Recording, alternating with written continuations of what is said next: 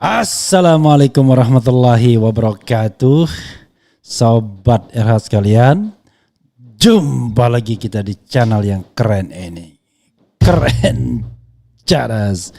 Ya Sobat RH semuanya, ini kita ada berita yang menarik ya. Rempang tetap kita perhatikan. Ada pernyataan keras dari Gatot Nurmantio yang bisa diikuti ya Sobat RH sekalian. Baru saja kita luncurkan videonya dan tentu saja itu pernyataan yang sangat keras.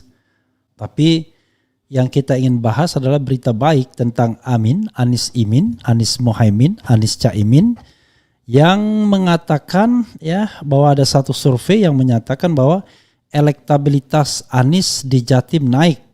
Prabowo Ganjar turun ya, walaupun tentu masih belum unggul, tetapi paling tidak teori yang mengatakan bahwa Imin akan membuka pintu gerbang Jawa Tengah dan Jawa Timur itu paling tidak sudah mulai terbukti ya. Coba kita bacakan sahabat daerah sekalian. Ini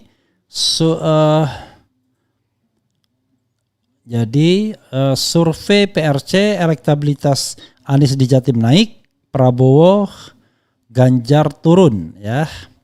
Ini juga menarik ya. Walaupun perlu kerja keras ya.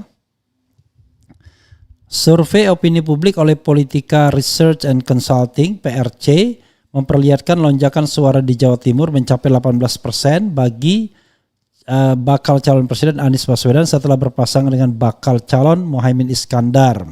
Survei diikuti total responden 1.200 dengan respon rate 100% dan margin of error sebesar 2,7%.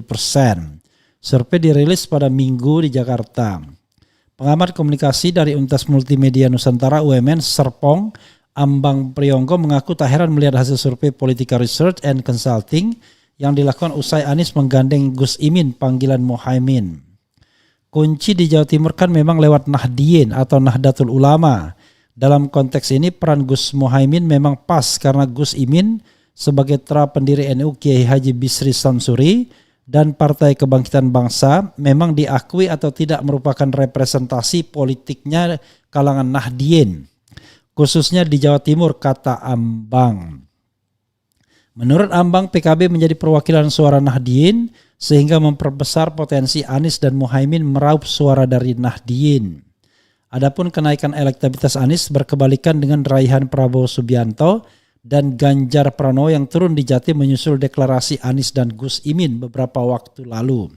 Ambang mengatakan hal itu terlepas dari faktor PKB dan Gus Imin sendiri, tak terlepas ya. Tetapi sejauh apa tren kenaikan itu akan berlanjut memang harus dilihat dan dicermati lagi ke depannya, katanya. Lebih jauh, Ambang menilai Gus Imin yang didukung dan digadang-gadang para kiai dan pondok pesantren besar di Jawa Timur untuk berkontestasi di Pilpres 2024 sejak awal juga menjadi penentu. Di Nahdien itu fenomena patron klien sangat kental. Para santri akan patuh kepada kiai panutannya. Sami'na wa ato'na, apalagi Anies juga sudah berkeliling ke pondok pesantren dan sowan ke kiai di seluruh Jawa Timur dan diterima dengan baik, kata Ambang.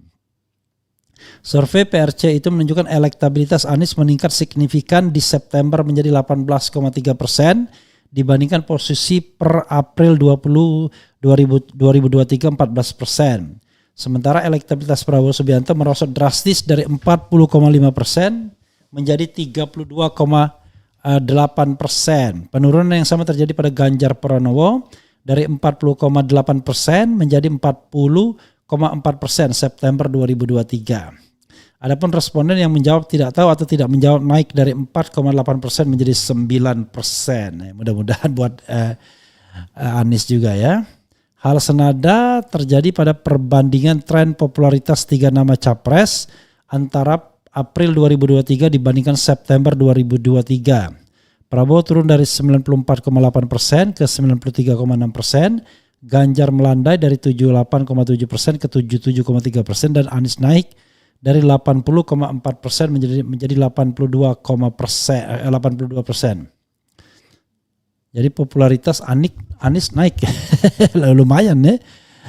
Prabowo masih tertinggi, tetapi Anies sudah sangat populer ya. Ini ada juga dari Kumparan, suara Anies Gus Imin naik di Jatim, pengamat deklarasi Amin ubah konstelasi NU ya. Coba kita lihat ya. Perlahan tapi pasti suara Anies Baswedan, Muhaimin Iskandar, Amin naik dalam waktu singkat di Jawa Timur dan menggerus suara capres lainnya Prabowo. Warga maupun tokoh NU mulai membuka hati dan menerima pasangan Amin yang dideklarasikan Nasdem, PKB dan Partai Keadilan Sejahtera ya dari Koalisi Perubahan. Pernyataan ini disampaikan Direktur Eksekutif Politika Research and Consulting PRC Rio Prayogo. Pintu-pintu NU mulai terbuka untuk pasangan Amin, tegas Rio.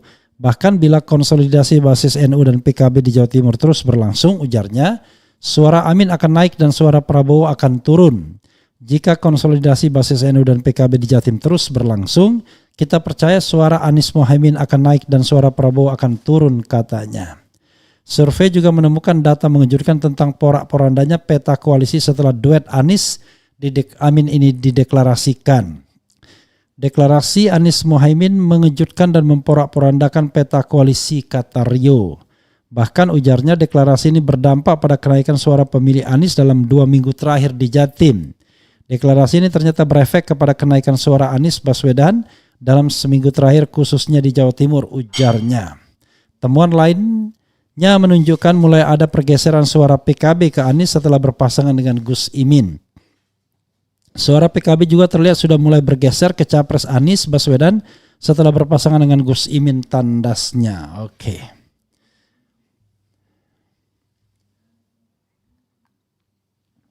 Ya, sobat era sekalian, itu ya. Dan ini makin membenarkan pentingnya menggandeng tokoh seperti Muhaimin Iskandar di Jawa Timur ya. Walaupun tentu harus bekerja lebih keras. Terlebih Demokrat akhirnya berlabuh ke Prabowo Subianto. Jadi bisa dikatakan ini koalisi orang kaya. Jadi koalisi Prabowo itu koalisi orang kaya ya.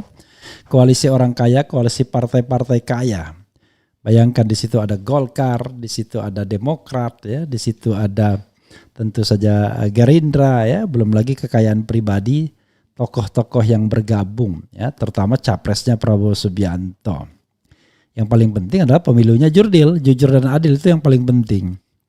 Jadi tidak ada gunanya kita mencari pemimpin tetapi menang dengan cara curang ya. Curang itu baik dengan mengubah suara maupun dengan melakukan hal-hal yang dilarang seperti money politics.